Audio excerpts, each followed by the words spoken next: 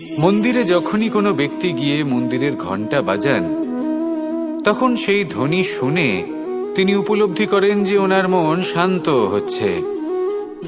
কিন্তু যদি উনি এই ঘণ্টা না বাজান তাহলে কিন্তু কোনো স্বর উৎপন্ন হবে না। যখন সেটা স্থির থাকে তখন কোনো স্বর উৎপন্ন হয় না।